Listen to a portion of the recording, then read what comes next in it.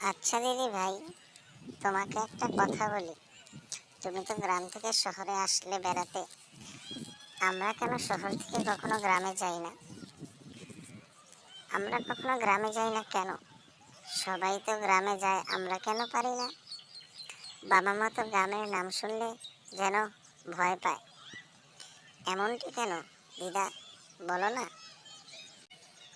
দাদু ভাই, ও কথাও মুখেও আনিস না। আমাদের গ্রাম যে অভিশপ্ত ডাইনির কবলে।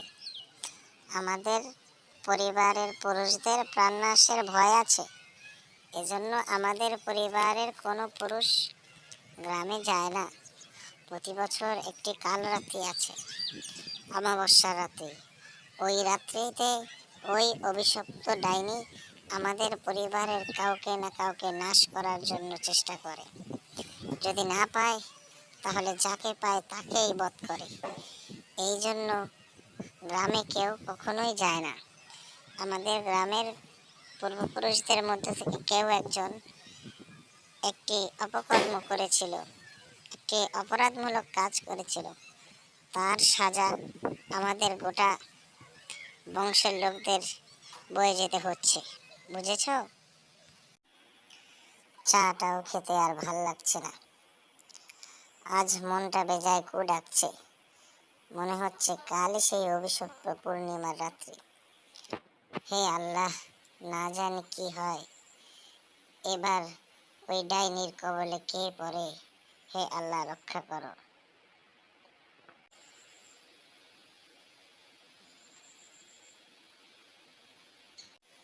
যাই, একটু গোসলটা ছেড়ে নেই।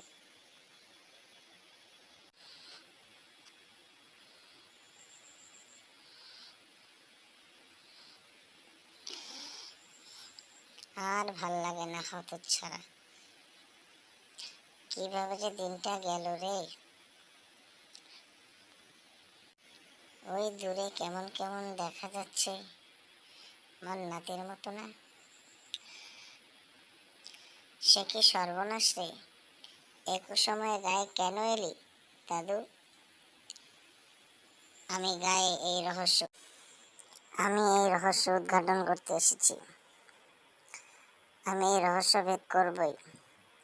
দাদু ভাই, যাসনে ওখানে, যাসনে দাদু ভাই। ও জায়গা ভালো না। ও জায়গা থেকে আজ পর্যন্ত কেউ ফেরেনি। তুমি ফিরে যাও দিদা। যদি বিকেলের মধ্যে না ফিরি তাহলে বড় দাদুকে জানিয়ে দিও আমি এই রহস্য ভেদ করবই। বেরিয়ে আয়, বেরিয়ে আয়, কোথায় আছিস এই গ্রামের বিভীষিকা?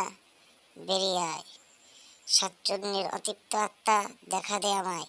আমি তোর সাথে কথা বলতে চাই। বেরিয়ে আয় বলছি।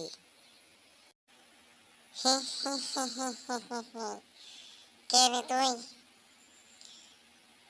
এত বড় সাহস আমার আস্তানায় এসে আমাকে ডাকিস? কে তুই?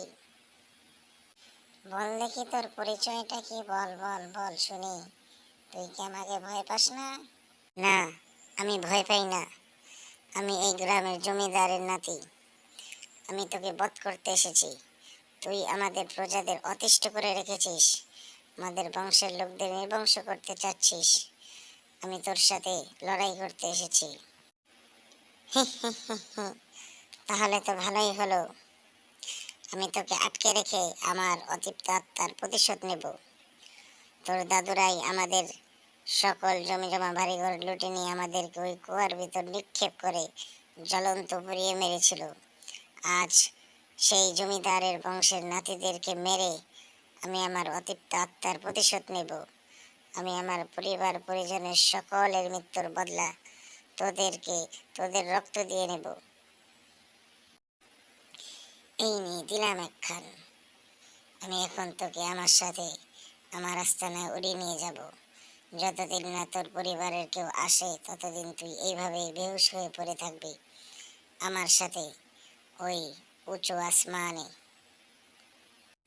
দাদু ভাই কোথায় আছিস দাদু ভাই? এই, আমার দাদু ভাইকে ছেড়ে দে। আমার দাদু ভাইয়ের সাথে তোর কোনো লড়াই নেই। তোর লড়াই আমার সাথে। আমি তোর অপরাধী। তুই আমার সাথে থাক। এই যে আমি তোর সামনে এসেছি, আয় আমার দাদু ভাইকে ছেড়ে দে। আয়, আমি তোর অপরাধী, আমি চলে এসেছি।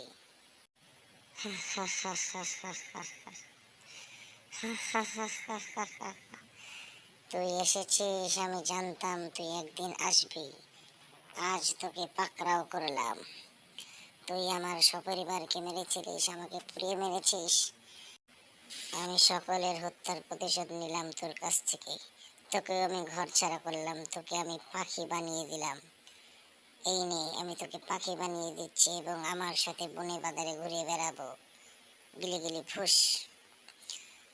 আজ থেকে তুই বুঝবি মানুষের ঘর কেড়ে নেয়ার কি কষ্ট, ঘর ছাড়া মানুষের কি কষ্ট হয়, মানুষের জীবনের কি মূল্য তুই আজ থেকে বুঝবি। এটা আমার বানানো প্রথম ভিডিও, তাই ভুল ত্রুটি ক্ষমার চোখে দেখবেন। সাবস্ক্রাইব নাও।